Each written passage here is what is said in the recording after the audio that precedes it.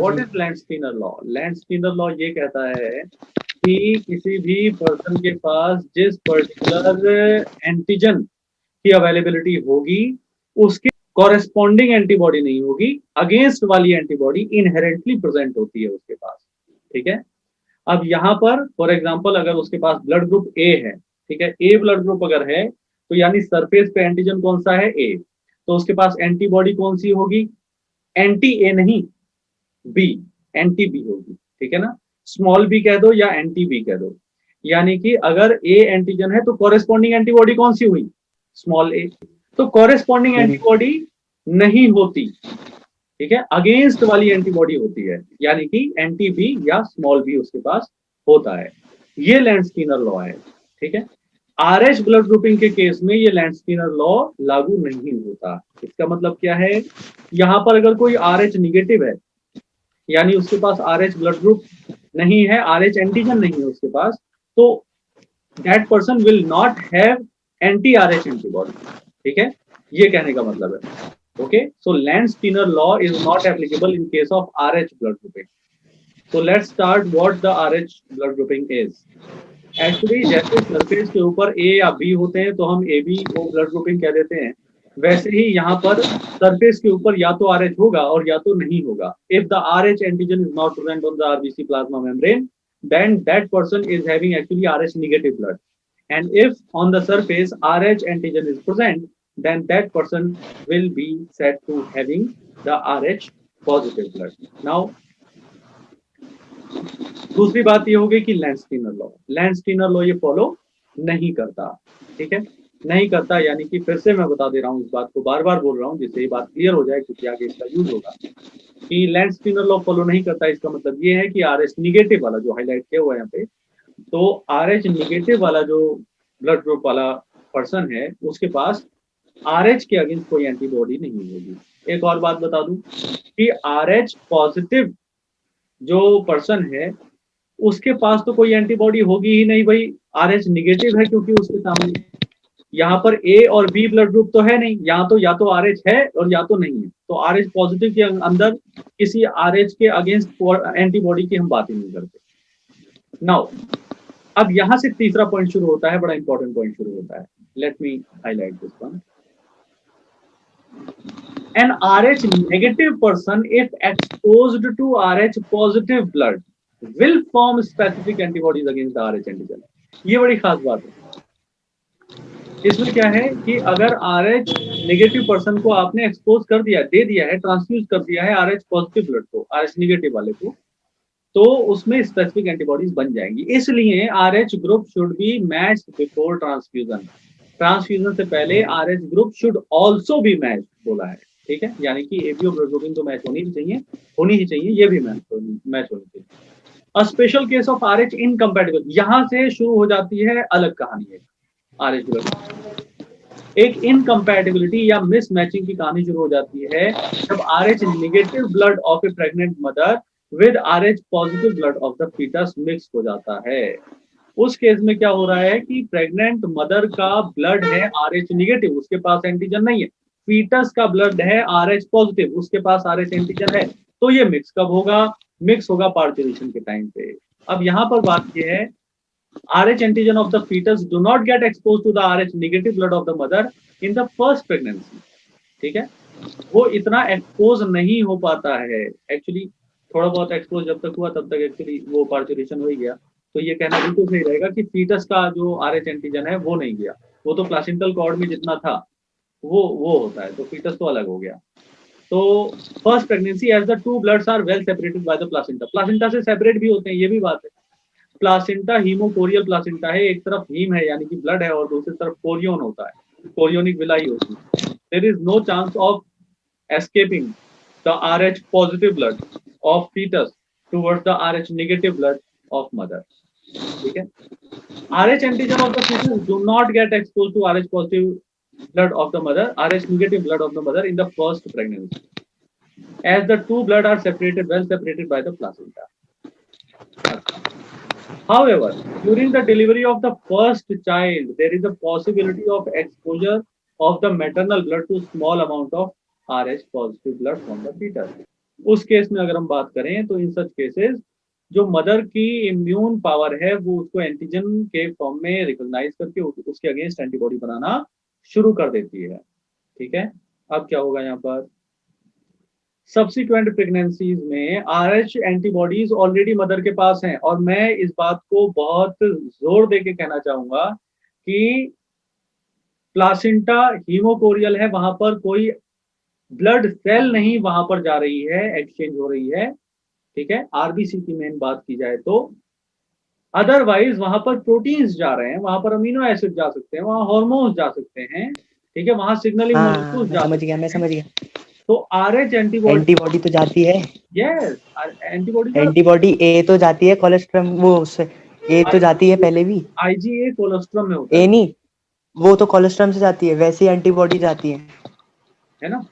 वो हाँ, उसे वो प्लासेंटा मूवमेंट, टेराटोजन से बचाने के लिए। बिल्कुल, क्या बात है, वेरी गुड। तो can leak into the blood of the fetus and destroy the fetal RBCs. अगर फीटल आरबीसी डिस्ट्रॉय होने लगी बेटा तो क्या होगा, न्यूनेटल या फीटल जॉइंटिस हो जाएगा, एनीमिया, सीवियर एनीमिया हो जाएगा।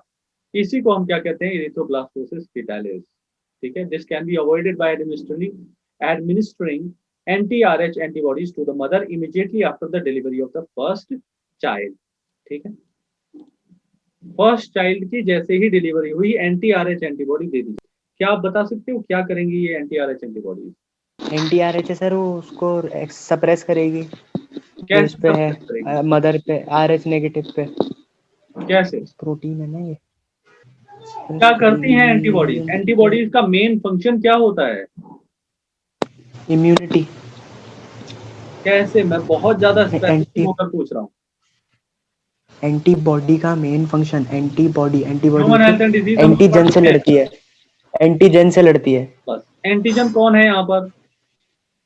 यहाँ पे वो RH नेगेटिव वाला हे भगवान, जो RH मदर के नेगेटिव अंदर। एंटीजन होता ही नहीं है बेटा, कैसी बात कर रहे हो? अरे नहीं, मदर में तो जो RH नेगेटिव, बेटा RH नेगेटिव एंटीजन थोड़ी है, सुनो मेरी बात, RH पॉजिटिव वो जो ब्लड ग्रुप, एंटीबॉडीज हैं। हाँ, RH positive blood group, RH negative blood group. RH positive blood group यानी कि सरफेस पे RH है, RH नेगेटिव ब्लड ग्रुप यानी सरफेस पे RH नहीं है। तो जब सरफेस पे RH नहीं है तो हम RH नेगेटिव एंटीजन कैसे कह सकते हैं? जो है ही नहीं वो एंटीजन कैसे जी कहते हैं? ठीक है, तो एंटीबॉडी किसके अगेंस्ट काम करेगी? RH एंटीजन के अगेंस्ट। RH एंटीजन कहाँ है? RH एंटीजन है उस ब्लड में जो ब्लड लीक हो गया है, जो ब्लड मिक्स हो गया है फीटस का प्लासेंटा के थ्रू मैटरनल ब्लड में। ठीक है, हमने एंटीबॉडी किसको दी? मदर को दी। क्या होगा मदर उससे? को जो RH एंटीजन वाले RBC मैटरनल ब्लड सर्कुलेशन में आ गए हैं पार्चुरेशन की वजह से, जो हमने एडमिनिस्टर की है, इंजेक्शन दिया है RH एंटीबॉडी का, ये इन RH एंटीबॉडीज की बाइंडिंग की पॉसिबिलिटी तो बन जाएगी ना उन RH एंटीजन से, इन RH एंटीबॉडीज की बाइंडिंग पॉसिबिलिटी बन जाएगी उन RH एंटीजन से। आप कहेंगे सर वो तो यूट्रस में है, ये हम इंजेक्शन क्या यूट्रस में देंगे? भाई इंजेक्शन आप कहीं दे दो और ब्लड कहीं पर भी आया हो, मिक्स तो पूरे ब्लड पूरे बॉडी में होगा, क्योंकि ब्लड कहीं पर इकट्ठा रुका हुआ तो है नहीं। ठीक है, तो we are actually neutralizing of exposure of that particular RH positive blood cells to the actual immune warriors of the mother immune system. Okay, which are what? Which are actually B cells, the naive B cells and the T cells, helper T cells. Because एक बार वो identify कर लेंगे तो cytokines वगैरह release होने लगेंगे, immune reactions होने लगेंगी, और उसके बाद मेमोरी और प्लाज्मा बी सेल बन जाएगी, then we can do anything then. So we are actually trying to immunosuppress at one end, and at other end we are actually trying to avoid the exposure of that RH antigen to mother's immune system. So bidirectional है, NCERT में एक ही चीज लिखी हुई है, हम बात कर रहे हैं bidirectional। ठीक है, इम्यूनोसप्रेशन भी किया जाता है ड्यूरिंग पार्चुरेशन। जैसे अगर वहां पर एक्सपोजर होता है पार्चुरेशन के दौरान, तो उस दौरान वहां पर इम्यून सिस्टम डाउन रहे। ठीक है, ऐसा, ये बात क्लियर होगी? सर अगर हाँ हाँ जी, थर्ड हुई अगर तो थर्ड के third baby third pregnancy. Third pregnancy हुई तो हाँ, मतलब कौन सी ये तो हमने दी थी। में आपको यही ट्रीटमेंट करना पड़ेगा कॉन्सिक्यूटिव प्रेगनेंसी में। जी, क्योंकि वो इंजेक्शन तो पैसिव था, वो तो चली गई होगी। ठीक है ना, क्या बात है। जी। और और वो ये होता है ना कि मतलब ऐसे जो सेकंड प्रेगनेंसी के टाइम पे अगर बच्चा जैसे मर जाता है बेचारा, हम्म, तो वो यही रीजन हो सकता है क्या उसका, कि या हाँ पहले में टाइम पे उसको बिल्कुल कि ये उसको नहीं मिला, मदर को आरएच वो नहीं दे पाए। बिल्कुल। इरिथ्रोब्लास्टोसिस फेटालिस का ये जो केस है, इस केस में हमारे पास यहाँ तीन चीजें लिखी हुई हैं। पहला लिखा है सीवियर एनीमिया, दूसरा लिखा है जॉन्डिस टू द बेबी, और दिस कंडीशन इज कॉल्ड, उसको कंपाइल करके लिखा है इरिथ्रोब्लास्टोसिस फेटालिस। तो एनीमिया हम्म, होने का रीजन क्या है? फैगोसाइटोसिस या एग्लूटिनेशन।